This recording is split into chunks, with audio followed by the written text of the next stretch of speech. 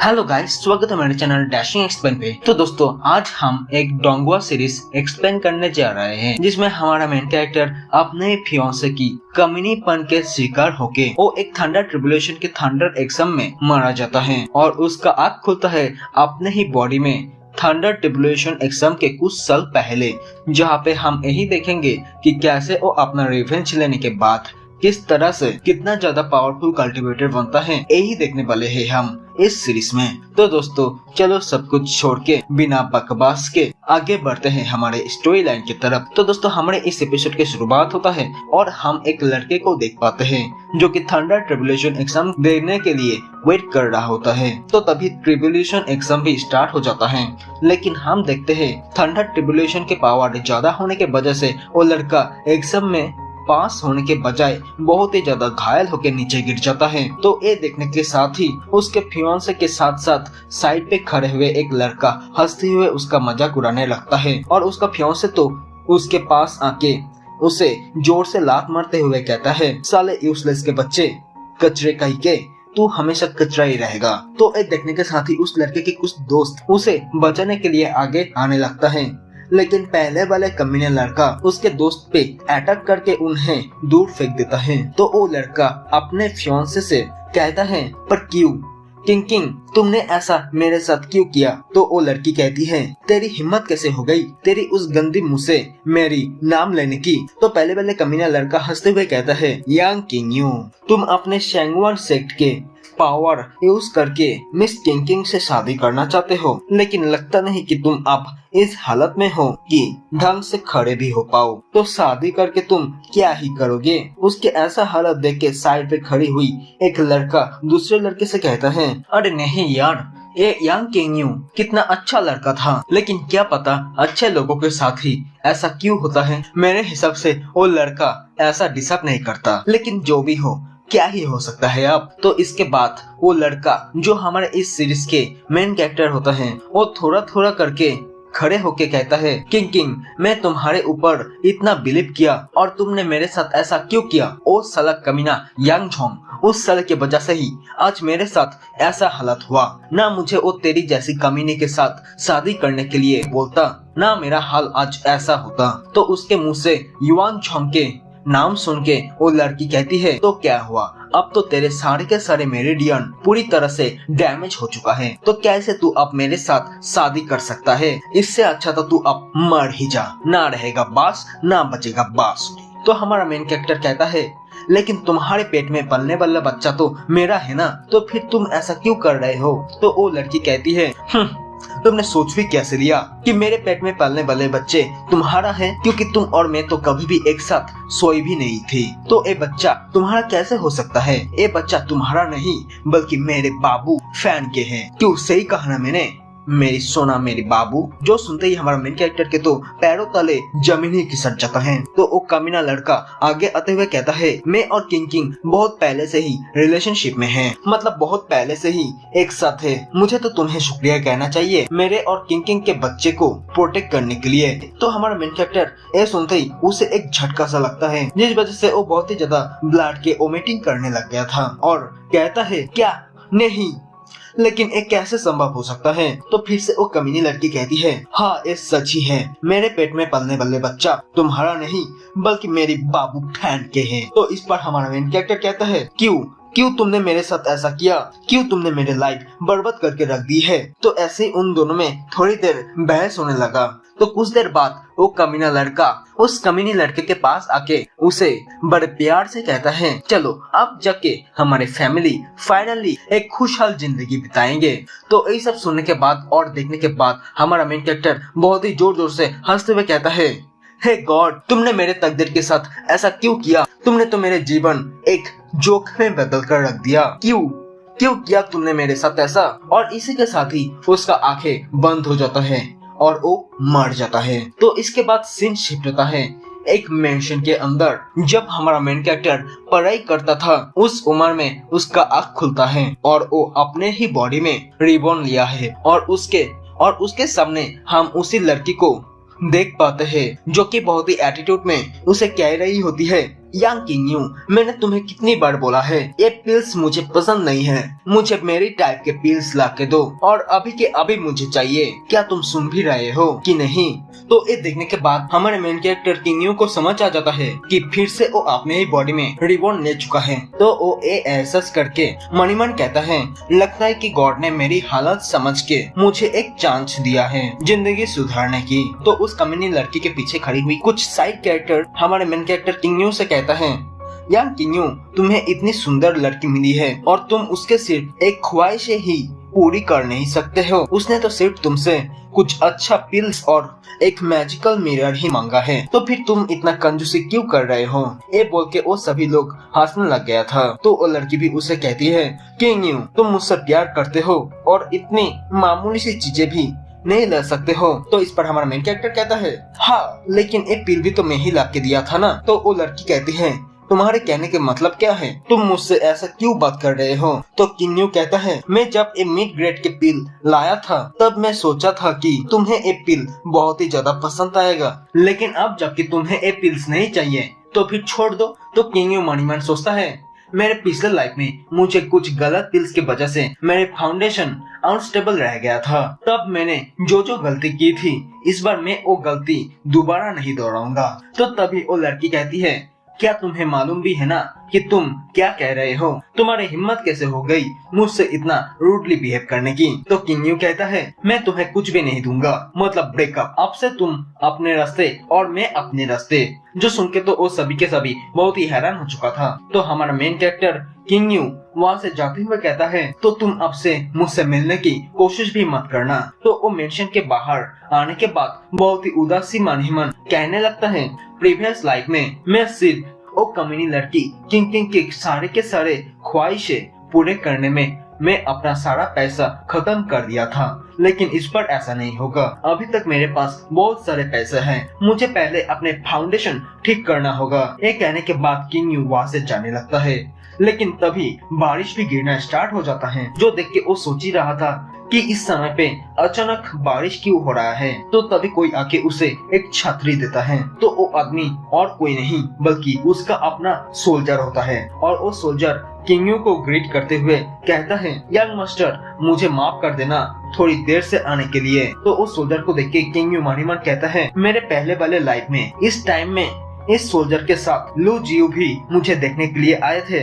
लेकिन इस लाइफ में ये इतना डिफरेंट क्यों है? तो वो सोल्जर कहता है, हमारे सेंगवन सेक्ट दुनिया का सबसे बड़ा और पावरफुल सेक्ट है, और अब हमारे एक लौते यंग मास्टर हो जो कि आने वाले दिनों में सेक्ट के पैट्रियट्स के पोजीशन पाने वाले हो, और ये रहा आपके लिए पॉकेट मनी। तो वो सोल्जर एक टोकन बाहर निकल के किंग यू को देते हुए कहता है, मास्टर ने हमें आपको एक वीआईपी टोकन देने के लिए कहा है, जो कि वन बाउ टावर के वीआईपी टोकन है, और उस टावर के जो लॉर्ड है वो सिटी के सबसे ज्यादा रिचेस्ट मैन है, जो कि हमारे सेक्ट में भी मटेरियल डिस्ट्रीब्यूट करता है। तो किंग यू एक ओल्ड मैन के बारे में उस सोल्जर को पूछता है, जो कि शायद उसका दादाजी हो सकता है। तो सोल्जर कहता है, हाँ वो अब ठीक है। तो यंग मास्टर, अब हमें यहाँ से अब जाना चाहिए, लेकिन आपको अगर कोई भी जरूरत पड़े तो किसी भी समय हमें ऑर्डर कर देना, हम आ जाएंगे। ये बोल के उसके साथ साथ सारे के सारे सोल्जर भी वहाँ से चला जाता है। तो किंग यू भी वहाँ से कहीं पे जाने लगता है, और इसके बाद सीन शिफ्ट होता है उसी एकेडमी के लाइब्रेरी में, जहाँ पे किंग यू आके एक किताब ढूंढने लग गया था, और एक किताब लेके वहाँ से जाने लगता है कि तभी एक लड़की उसे थप्पड़ मारने के लिए आगे बढ़ने लगता है, लेकिन वो लड़की किंग यू को थप्पड़ मार पाए उसके पहले ही किंग यू साइड हट जाता है, जिस वजह से उल्टा वो लड़की ही नीचे गिर जाती है। और हमारे मेन कैरेक्टर किंग यू से कहता है, साले कमीने लड़के, तू कमीना। तो किंग यू कहता है, पर मैंने तो तुम्हें कुछ भी नहीं किया, तो तुम मुझे मारना क्यों चाहते हो? तो इस पर वो लड़की कहती है, तुमने मिस किंग किंग के साथ क्या किया है जो वो अपने कमरे लॉक करके अकेले अकेले बैठ के रो रही है? तुम इतना बुरा हो सकते हो, मैं तो कभी भी नहीं सोचा था। तो अब जल्दी जाओ, जाके उससे जल्दी माफी मांगो। तो इस पर हमारा मेन कैरेक्टर किंग यू उसे कहता है, उसने तो मुझे भी हर्ट किया, वो भी सबके सामने। वो मेरे पैसे से उड़ेगा और मैं उसे कुछ भी नहीं कह सकता, और वैसे भी अब से उसके साथ मेरा कोई भी रिश्ता नहीं है, मतलब ब्रेकअप कर दिया है मैं उससे। और ये बोल के किंग यू वहाँ से पीछे मुड़ के जाने लग गया था। तो किंग यू के ऐसी बात सुन के तो वो लड़की उसे पीछे से देखता ही रह जाती है। तो किंग यू वहाँ से जा ही रहा होता है कि तभी एक लड़का उसके आगे आते हुए कहता है, अरे ब्रदर किंग यू, तुम यहाँ पे क्या कर रहे हो? क्या तुम्हें पता है किंग को लेके मेरा जो विचार था वो बदल चुका है? तो किंग यू कहता है, हाँ मैं समझ सकता हूँ, वो तो मेरे लाइफ में सिर्फ पैसा बर्बाद करने के लिए ही आई थी। तो वो लड़का कहता है, तो तुम आप फाइनली समझे कि वो सिर्फ सुंदर ही है, उसमें ऐसा कुछ भी खास नहीं है। और मैंने तो एक बार ऐसा भी होते हुए देखा था कि वो कमीनी किंग और नूफेंग नाम का एक लड़का एक साथ मिलके कुछ गंदी गंदी हरकत कर रहा था, जो कि सच में डिस्गस्टिंग था। तो किंग यू कहता है, अरे तुम चिंता मत करो, मैं पहले से ही हमारे बीच में जो भी रिलेशनशिप था वो खत्म कर चुका हूँ और अब मैं सिर्फ अपने लिए ही जीता हूँ। तो इसके बाद सीन शिफ्ट होता है एकेडमी के क्लासरूम में, जहाँ पे कुछ साइड कैरेक्टर एक साथ मिलकर किंग यू और मिस किंग के बारे में ही बातें बोल रहा था कि कैसे किंग यू ने मिस किंग को लोगों के सामने किस तरह से बिहेव किया और लास्ट में तो उसे एम्बेरस करते हुए ब्रेकअप ही कर लिया। तो उन लोगों के बातें सुनने के बाद मिस किंग मणिमन किंग यू को बहुत ही ज्यादा भला बुरा कह रही थी और बहुत ही गुस्सा भी कर रही थी। तो तभी एंट्री होते है हमारे मेन कैरेक्टर किंग यू की, जिसे क्लासरूम में आते हुए देख के किंग खड़े होते हुए मणिमन सोचने लगता है, मैं जानती थी कि किंग यू मुझसे मिलने जरूर आएगा, चाहे जो कुछ भी हो जाए, वो मुझसे भीख भी क्यों ना मांग ले, पर मैं उसे तो आज माफ नहीं करूंगी। ये सोचते हुए वो बहुत ही ज्यादा एटीट्यूड में किंग यू को आते हुए देखने लगती है। लेकिन हमारा मेन कैरेक्टर किंग यू तो उसे इग्नोर करके आगे अपने सीट में आके बैठ जाता है, जो देख के तो किंग बहुत ही गुस्से में मणिमन कहता है, कमीना किंग यू, मैं तुम्हें कभी भी माफ नहीं करूंगी। तो कुछ देर बाद तो वहाँ पे उन लोगों के class teacher martial art technique के बारे में कुछ ज्ञान के बातें करते हैं और सभी से कहता है, क्या तुम लोग सब कुछ समझ गए? तो फिर चलो यही पढ़ी अब क्लास खत्म होता है। तो फिर सभी लोग क्लासरूम से बाहर जाने लगता है, साथ साथ किंग यू भी जाने लगता है। और किंग यू को जाते हुए देख के मिस किंग भी उदासी भरी मन लेके वहाँ से जाने लगती है। लेकिन किंग बाहर आके देखती है कि किंग यू बाहर अकेले वेट कर रहा है। तो उसे वेट करते हुए देख के किंग मणिमन फिर से सोचने लगती है कि किंग यू उससे माफी मांगने के लिए ही रुके हैं और उसे वो अभी भी बहुत ही ज्यादा पसंद करती है। तो वो फिर से बहुत ही एटीट्यूड में किंग यू के तरफ जाने लगती है। लेकिन किंग यू तो मणिमन कुछ और ही सोच रहा था। वो एक स्क्रॉल लेके सोच रहा था कि कैसे एक गोल्डन ग्रेड के स्किल को और भी ज्यादा अच्छे से प्रैक्टिस किया जाए। इसी बारे में वो सोच ही रहा था कि उसके नजर किंग के पीछे टीचर के ऊपर पड़ता है। तो टीचर को देख के किंग को इग्नोर करके टीचर के पास जाने लगता है। तो इससे तो किंग के फिर से पोपट हो जाता है और किंग यू टीचर के पास जाके उनसे कुछ चीजों के बारे में डिस्कशन करने लग गया था। तो ये देख के मिस किंग बहुत ही उदास होते हुए अपने आप से कहने लगती है, तुमने ऐसा क्यों किया मेरे साथ किंग यू, मैं तुम्हें कभी भी माफ नहीं करूंगी। तो ये बोलते हुए वो रोते रोते वहाँ से जाने लगती है कि तभी एक लड़का उसे रोक लेता है और उससे कहता है, अरे मिस किंग, आपको किसने रुलाया? क्या फिर से किंग यू ने आपको कुछ किया? तो ये सुनते ही मिस किंग रोते रोते कहती है, मेरे सामने उस कमीने के नाम मत लो, मैं तो उससे देखना भी दूर उसका नाम भी सुनना नहीं चाहता। मैं नहीं चाहता कि वो मेरे लाइफ में दोबारा दिखे। तो वो लड़का किंग यू के मजाक उड़ाते हुए कहने लगता है, हाँ मुझे भी ऐसा ही लगता है, उसके जैसा एक लूजर तुम्हारी जैसी एक ब्यूटीफुल लड़की पाना तो डिजर्व नहीं करता। मैं अब वन बाउ टावर में जा रहा हूँ, क्या आप मेरे साथ आना पसंद करोगे? वन बाउ टावर के नाम सुनते ही वो कमीनी लड़की किंग मणिमन सोचती है, क्या वन बाउ टावर? ये तो वही है ना, हमारे इस एम्पायर के सबसे बड़े और अमीर फैमिली के अंडर में आने वाले गोल्डन पैलेस, जिसके ओनर तो इंडिया के फेमस अंबानी को भी अपने जेब में रखता है। वो कमीना यांग किंग यू तो मेरी लाइफ से हमेशा के लिए चला गया है, तो फिर क्यों ना इसके साथ ही थोड़ी देर घूम लिया जाए। तो ओ कमीनी उस लड़के से कहती है, ठीक है तो फिर चलो हम चलते हैं। तो इसके बाद सीन शिफ्ट होता है उसी वन वाव टावर में, जहाँ पे हम देखते हैं हमारे मेन कैरेक्टर पहले से ही वहाँ पे आ चुके थे। तो वो सामने की तरफ देखता है कि ओ कमीनी किंग उसी लड़के के साथ बात करते हुए अंदर आ रहा है, जो देखते ही किंग यू उन लोगों को अवॉइड करने के लिए पीछे मुड़ के फिर से वीआईपी रूम के अंदर जाने लगता है। लेकिन हमारे मेन कैरेक्टर को वो कमीना लड़का नोटिस कर लेता है। तो किंगयू को इस बड़े अमीर वानबाओ टावर में देख के वो कमीना लड़का किंगयू के मजाक उड़ाते हुए कहता है, अरे अरे देखो तो यहाँ पे कौन आया है। किंगयू किंगयू किंगयू, तुम्हारे पास 40 कौड़ी भी नहीं है और तुम प्रेटेंड करते हो कि तुम हमारे एकेडमी के सबसे बड़े अमीर जादे हो। तुम्हारी हिम्मत कैसे हो गई इस वानबाओ टावर में कदम भी रखने की। तुम मिस किंकिन को एक छोटा सा मैजिकल मिरर भी दे नहीं सकते हो और तुम मुंह उठा के यहाँ पर चले आए। ये सुन के तो कमीनी किंकिन भी मुंह बनाते हुए बहुत ही एटीट्यूड में कहती है, अच्छा ही हुआ कि एक कमीना गरीब इंसान अपने आप का औकात समझ के मुझसे पहले ही ब्रेकअप कर लिया। इसकी हिम्मत तो देखो, एक कैसे मुंह उठा के यहाँ पे आ गया। तो इतना कुछ सुनने के बाद किंगयू को बहुत ही गुस्सा आ रहा था। तो वो कहता है, मैं यहाँ पे आके कुछ भी करूँ तो इससे तुम्हें क्या। तो कमीना लड़का कहता है, क्या कहा तुमने, इससे मुझे क्या। मैं यहाँ पे कुछ मटेरियल खरीदने के लिए आया हूँ और तुम तो यहाँ पे मुंह उठा के फ्री के चीजें लेने के लिए आ गए हैं। तो वो लड़की किंकिन कहती है, किंगयू किंगयू किंगयू, मैं तुम्हें पहले बहुत ही प्यार करता था, जिस वजह से मैं तुम्हें यह एडवाइस करूंगी कि तुम यहाँ से अब चले जाओ, नहीं तो देखना कहीं तुम्हें यहाँ के गार्ड धक्का मार के ना निकल दे।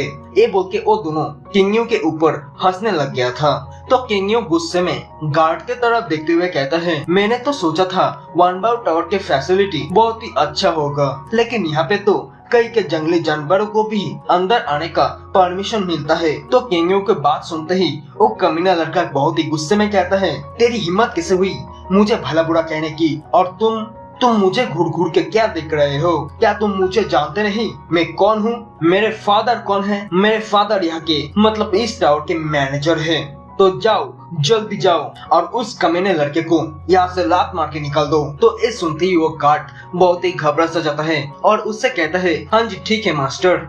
ये बोल के वो गार्ड हमारे मेन कैरेक्टर को बाहर निकालने के लिए उसके तरफ जाने लगता है। लेकिन हमारा मेन कैरेक्टर किंगयू उस गार्ड के मुंह के सामने अपना वीआईपी टोकन दिखाते हुए उससे कहता है, क्या तुम्हें पता भी है कि ये टोकन किस चीज का है। तो वो गार्ड उस टोकन को ध्यान से देख के समझ जाता है कि वो चीज क्या है। जो समझने के साथ साथ वो गार्ड घुटनों पे आके कहता है, मुझे माफ कर देना मास्टर, मैं आपको पहचान नहीं पाया था। तो किंगयू के पास वीआईपी टोकन देख के वो दोनों कमीने तो बहुत ही हैरान हो चुका था। उस गार्ड को किंगयू के सामने घुटनों पे आके देख के वो कमीने किन कहती है, तो क्या सच में किंगयू वानबाओ टावर के रेस्पेक्टेड वीआईपी मेंबर है। तो वो कमीना लड़का चिन आउटियन उस गार्ड को कहता है, हे ब्रदर, शायद से तुम्हें कोई गलती हुई है। ये लड़का किंगयू तो हमारे सेक्ट के सबसे ज्यादा गरीब इंसान है, तो फिर वो कैसे वानबाओ टावर के रेस्पेक्टेड वीआईपी मेंबर हो सकता है।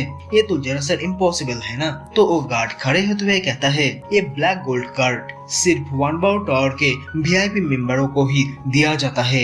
वैसे भी अगर ये वीआईपी कार्ड फेक निकलता है तो टावर ओनर खुद उस बंदे को अपने हाथों से जान से मार डालती है। तो चलिए यंग लॉर्ड, मैं आपको आपके कमरे में छोड़ के आता हूँ और तुम दोनों इस बारे में ज्यादा मत सोचो। अगर कुछ होता तो वो पहले ही हो जाता। तो किंगयू को ऊपर जाते हुए देख के वो कमीना चेन हकलाते हुए कहता है, नहीं नहीं, ये तो दरअसल इम्पॉसिबल है। तो मिस किनकिन कहती है, अरे ब्रदर चेन, आप तो बेकार में ही इतना परेशान हो रहे हो। सभी लोग जानते हैं कि किंगयू कितना ज्यादा गरीब और यूजलेस पर्सन है। मुझे तो लगता है वो किसी ट्रिक का यूज कर रहा है। तो ये बातें सोचते हुए वो चेन कहता है, हाँ सिस्टर, शायद से तुमने ये सही कहा है, वो जरूर से कोई ना कोई ट्रिक कर रहा है। और अगर इसके बारे में वानबाओ टावर के ओनर को पता चलता है वो तो उसे जान से ही मार डालेंगे। उस हिसाब से तो आज उस किंगयू के आखिरी दिन है। तो उसके ये बातें सुन के किन मन ही मन सोचती है, किंगयू किंगयू किंगयू, क्या तुम सच में वानबाओ टावर के कोई रेस्पेक्टेड वीआईपी गेस्ट हो। अगर ऐसा है तो फिर तुम मेरे लिए बहुत ही कम के हो, और अगर ऐसा नहीं है तो फिर तुम्हारे लिए यही अच्छा होगा कि तुम मर जाओ। ना रहेगा बांस ना बजेगा बांसुरी। तो उन दोनों को मनी मन हंसते हुए देख के ऊपर जाते हुए किंगयू उन दोनों को जस्ट इग्नोर कर देता है। तो तभी किंगयू उस गार्ड को कहने लगता है, बाहर जो वो लड़का है वो तो चेन फैमिली से है ना। लगता है आप लोगों के वानबाओ पैलेस के साथ चेन फैमिली का रिलेशनशिप कुछ ज्यादा ही गहरी है। तो इस पर वो गार्ड कहता है, नहीं नहीं, ऐसी कोई बात नहीं है, ये तो सिर्फ उसके चेन फैमिली के साथ हमारे कुछ बिजनेस डील हुआ था, इससे ज्यादा और कुछ नहीं। वैसे भी यहाँ पे ऐसी बहुत सारे बड़े बड़े फैमिली है जो कि हमारे वन बाओ पैलेस के साथ रिलेशनशिप जोड़ने की दावा करता है, लेकिन हमारे वन बाओ पैलेस तो कोई छोटा मोटा हस्ती नहीं है जो कि उन छोटे मोटे कीड़ों के ऊपर ध्यान दे। वैसे भी छोड़िए ना ये बातें, पहले आप ये बताइए कि आप क्या करना चाहते हो। तो किंग यू कहता है वन बाओ टावर के ओनर क्या अभी यहाँ पे है? अगर यहाँ पे मौजूद है तो मुझे उनसे मिलना है। तो वो गार्ड कहता है ठीक है यंग मास्टर, आप आइए, आप मेरे साथ आइए। और एक कहते हुए वो गार्ड किंग यू को एक रूम के पास ले आता है, जो सामने दरवाजा पे नॉक करते हुए कहता है मास्टर कोई आपसे मिलना चाहता है। तो भीतर से कोई एक लड़की कहती है ठीक है उन्हें अंदर भेजो। तो किंग यू रूम के अंदर चला आता है कि तभी एक लड़की फौरन किंग यू के सामने अपीयर होता है, जो अपीयर होते हुए कहती है तो क्या तुम ही हो हमारे respected VIP black gold card holder? तो क्या मैं तुम्हारे वो वाला वीआईपी कार्ड देख सकती हो? तो वो लड़की जैसे ही हमारे मेन कैरेक्टर किंग यू के पास वो वीआईपी वाला कार्ड देखती है, वैसे ही वो एकदम से हैरान ही रह जाता है, जो ज्यादा देर न करते हुए सीधा घुटनों पे आके कहती है मुझे पता नहीं था यंग मास्टर कि आप आज और इसी वक्त पर आने वाले हो, तो इसके लिए प्लीज माफ कर देना मुझे। तो किंग यू कहता है ठीक है कोई बात नहीं, अब तुम खड़े हो जाओ। तो वो लड़की खड़े होते हुए कहती है लॉर्ड ने मुझे पहले से ही इसके बारे में इन्फॉर्म कर दिया था कि आप आने वाले हो, लेकिन उन्होंने मुझे आप कब और किस दिन आओगे इसके बारे में नहीं बताया था, जिस वजह से मुझसे आज भूल हो गया। ये छोटा सा वन बाओ पैलेस तो आपको ही बिलोंग करता है, अगर कोई प्रॉब्लम है तो आप मुझे बेझिझक बता सकती है, मैं पूरी कोशिश करूंगी कि आपको सब कुछ मिल पाए। तो किंग यू कहता है यहाँ पे तो सब कुछ ठीक ही चल रहा है, तुम भी इस वन बाओ पैलेस को बड़े अच्छे से मैनेज कर रहे हो, तो फिर मैं यहाँ पे तुम्हारे काम के बीच में इंटरफेयर नहीं करूँगा। तो फिर तुम भी मेरे आइडेंटिटी को किसी के सामने रिवील मत करना, किसी को मत बताना कि मैं कौन हूँ। तो वो भी कहती है ठीक है यंग मास्टर, मैं समझ गई, यहाँ पे आप नोबल स्टेटस के सिर्फ अकेले एक पर्सन हो, कोई ट्रैवल कस्ट ना हो पाए इसलिए आप अपना आइडेंटिटी रिवील नहीं करना चाहते हो। क्यों, मैंने सही कहा ना? तो वो भी कहता है हाँ। तो फिर से कहती है मैं जानती हूँ कि आप बहुत ही बिजी हो, हमारे वन बाओ पैलेस इतना वर्दी नहीं है कि यंग मास्टर आपके समय को बर्बाद कर पाए। तो इस पर किंग यू कहता है हाँ, मैं आशा करता हूँ कि आप सब कुछ समझे होंगे। तो किंग यू मन सोचता है वैसे भी सैंगवान सेक्ट इस कल्टीवेशन वर्ल्ड के सबसे ज्यादा पावरफुल सेक्ट में से एक है, और इसी बीच अगर मेरा आइडेंटिटी रिवील हो जाता है तो इससे मैं कोई बड़ी प्रॉब्लम में फंस सकता हो। तो वो दोनों आपस में ऐसे ही बातें कर ही रही होती हैं कि तभी बाहर से एक गार्ड कहता है पैलेस मास्टर चेन फैमिली के चेन आउटियन आपसे मिलना चाहता है, जो यहाँ पे फैमिली बिजनेस के बारे में आपसे कुछ गुफ्तगू करने के लिए आया है। तो वो पैलेस मास्टर को सोचते हुए उस गार्ड को गुस्से में कहती है क्या तुम देख नहीं पा रहे हो, यहाँ पे मैं हमारे एक रेस्पेक्टेड गेस्ट के साथ बातें कर रहा हूँ, जाओ जाके उनको वेट करने के लिए कहो। तो वो गार्ड ठीक है बोल के वहाँ से चला जाता है। तो उसके वहाँ से जाने के बाद किंग यू कहता है मुझे लग रहा है कि चेन फैमिली के साथ तुम्हारा कुछ ज्यादा ही गहरी रिश्ता है। तो इस पर वो लड़की कहती है नहीं यंग मास्टर, ऐसी कोई बड़ी बात नहीं है, वो तो बस उसके फैमिली के साथ हमारे वन बाओ पैलेस के बीच में एक बिजनेस की डील हुआ था, इससे ज्यादा और कुछ नहीं। वैसे यंग मास्टर आप हमारे पैलेस में क्या करने के लिए आए हो? तो ये बातें सुनते ही किंग यू गुस्से में बस उसे एक नजर घूरता है, जो देखते ही उस लड़की के तो बोलती ही बंद हो जाती है, जो माफी मांगते हुए कहती है अरे नहीं सॉरी यंग मास्टर, इसके लिए मुझे माफ कर देना। तो इस पर किंग यू कहती है ठीक है कोई बात नहीं, अब मेरे बात ध्यान से सुनो, चेन फैमिली के चेन आउटियन के साथ मेरा बहुत ही पुराना दुश्मनी चल रहा है, तो अब मैं चाहता हूँ कि तुम उसके चेन फैमिली के साथ सभी बिजनेस बंद कर दो, जिसे उसकी फैमिली बहुत ही बड़ी नुकसान का सामना करेगा, और तो और इसके सभी अंजाम उस आउटियन के ऊपर ही डाल दो। तो इस पर वो पैलेस मास्टर भी मान जाती है, जो किंग यू को ग्रीट करते हुए कहती है ठीक है यंग मास्टर, मैं समझ गई। तो इसके बाद सीन शिफ्ट होता है पैलेस के मेन हॉल में, जहाँ पे वो दोनों कमीने पैलेस मास्टर से मिलने के लिए वेट कर रही होती है कि तभी वहाँ पे पैलेस के मेन गार्ड के साथ साथ और भी दो गार्ड आ जाता है, जिन्हें देख के वो चेन आउटियन कहता है हे ब्रदर, क्या आप हम दोनों ऊपर जा सकते हैं? पैलेस मास्टर से मिलने के लिए। तो उसके ऐसी एरोगेंस देख के वो मेन गार्ड साइड के दोनों गार्ड को कुछ इशारा करता है, जो इशारा समझने के साथ ही वो दोनों गार्ड फौरन दोनों कमीनों के साइड चला आता है। जो देख के तो उस चेन आउटियन को कुछ समझ में नहीं आता है कि यहाँ पे क्या चल रहा है। तो वो मेन गार्ड कहता है, हमारे वन बो पैलेस के मास्टर ने तुम्हें कहने के लिए कहा है कि आज के बाद से हमारे वन बो पैलेस के साथ तुम्हारे चेन फैमिली के बीच जो भी बिजनेस डील हुआ था वो सभी के सभी बिजनेस अभी टर्मिनेट किया जा रहा है। मतलब आपसे आपके चेन फैमिली के साथ हमारे वन बो पैलेस कोई भी बिजनेस का डील नहीं करेगा, मतलब कोई भी बिजनेस नहीं करेगा। तो फिर अब तुम दोनों यहाँ से जा सकते हो। तो ये सभी बातें सुनते ही हम देखते हैं वो चेन आउटियन बहुत ही गुस्से में आके कहता है, क्या कहा तुमने? ये तो दरअसल इम्पॉसिबल है।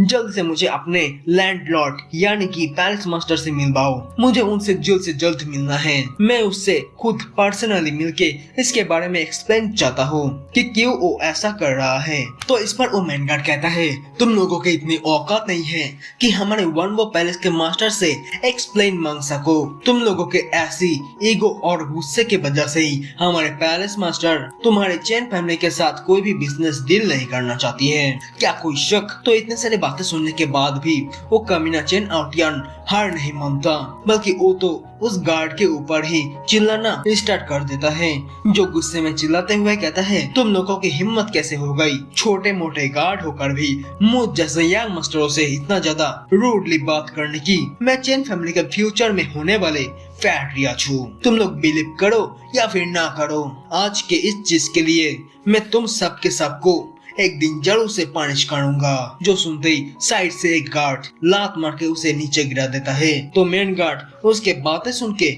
उसके पास आते हुए कहता है, क्या तू होगा चेन फैमिली का फ्यूचर वाला पैट्रियार्च? सच में ये तो दुनिया का सबसे बड़ा जोक है। ये बोलते हुए वो तीनों गार्ड जोर जोर से हंसना स्टार्ट कर देता है। और इसी के साथ ही हमारा एपिसोड यही पर खत्म होता है। तो दोस्तों मिलते हैं नेक्स्ट एपिसोड में, तब तक के लिए bye bye and take care guys.